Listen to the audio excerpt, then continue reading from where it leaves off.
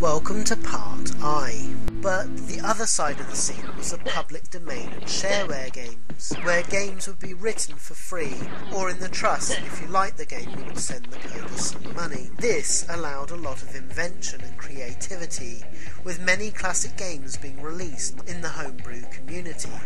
Some of my favourites was Drip, where you had to direct your cool shade-wearing Drip to rust all the pipes. Tanks, a brilliant turn-based predecessor to Worms, where you would aim and destroy your opponent's tank before they got you.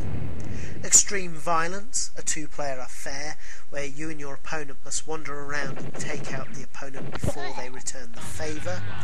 Then there was a brilliant Motorola Invaders 2, a fantastic game. There was the rather cute Top Secret, a lovely take of the Bubble game. To help distribute these games and demos, public domain companies would spring up to help release the games to the public for a nominal charge for postage. One of these biggest public domain companies, and the best, was 17-Bit, founded by Martin Brown, and this public domain distribution company would offer him great contacts in the demo and homebrew scene. By 1991, sick of poor commercial games released, Martin Brown and artist Rico Holmes would start up a new company called Team 17. This would produce games by having the best of the homebrew scene work on creating high quality titles that would show the world what the Amiga could do over the Atari ST ports that had previously plagued the markets. Their first game was a martial art beat-em-up called Full Contact. It may not have held up gameplay-wise to such classics as IK Plus, but in the looks and sound department it was absolutely gorgeous, and for the budget asking price it was well worth the play. They would continue in 1991 with the space update to Gauntlet called Alien Breed. This shamefully aped the Alien films, but was fantastic nonetheless, with its claustrophobic maze-like levels and short supply of ammo.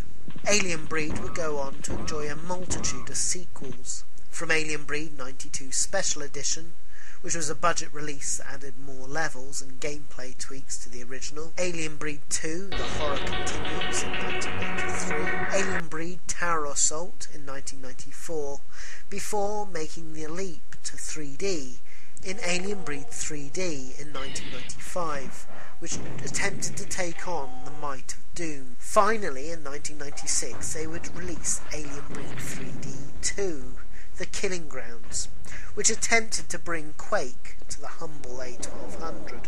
The Amiga really couldn't cope with the Quake engine, and so sadly this game remained pretty unplayable. But back to 1992, and Team 17 would release the Gradius-inspired Project X game, a great blast although impossibly hard.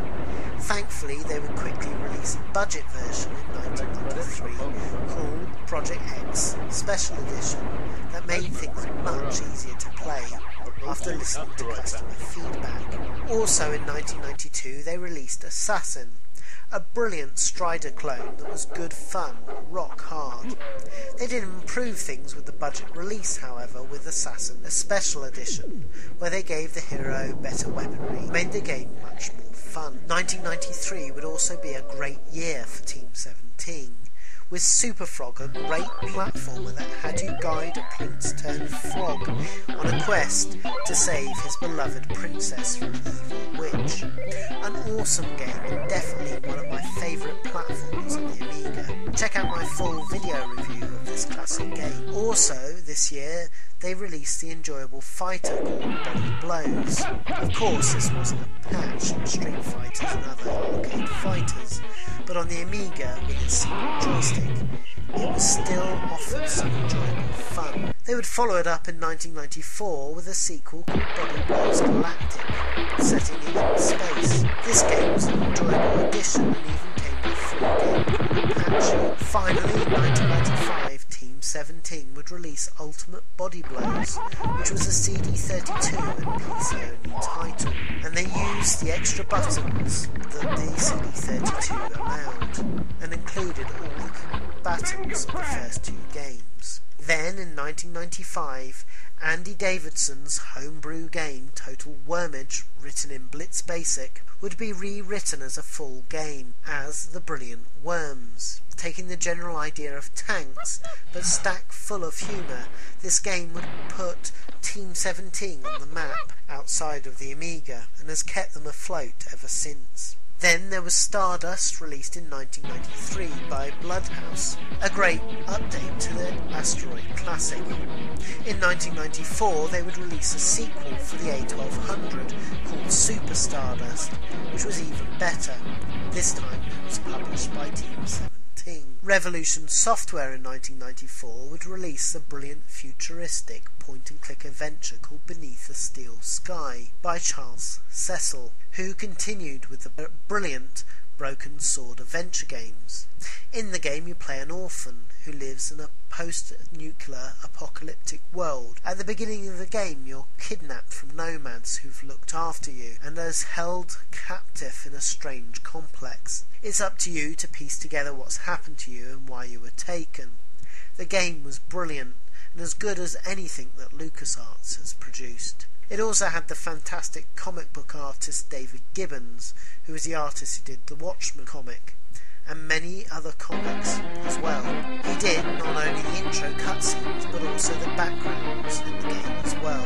Then there was Acid Software, a forgotten developer today that created some brilliant games for the Amiga, especially in its later years.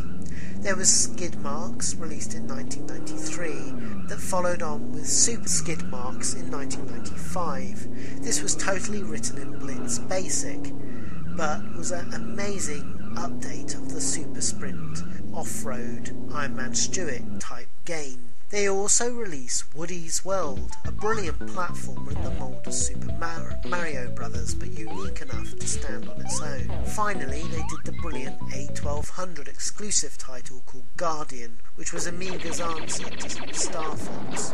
Wow, so many games covered, and I hope you've enjoyed this detailed look at the Amiga and Atari ST. I will round off showing some of the great magazines that kept the Amiga going, from the brilliant Amiga Power to the weekly rag mag Games X. All of them kept us gamers abreast of the Amiga games and kept us entertained. In typical fashion, I will do a music medley addendum video to just round up some of the other games that I wanted to include in the main episode. So if I've missed out any classics, and I know I've missed many, then hopefully the game will be included on that. Anyway, look out for next episode as we will cover another of my favourite machines, the Sega Mega Drive, and our blue, speedy, spiky friend. So until next time, see you later.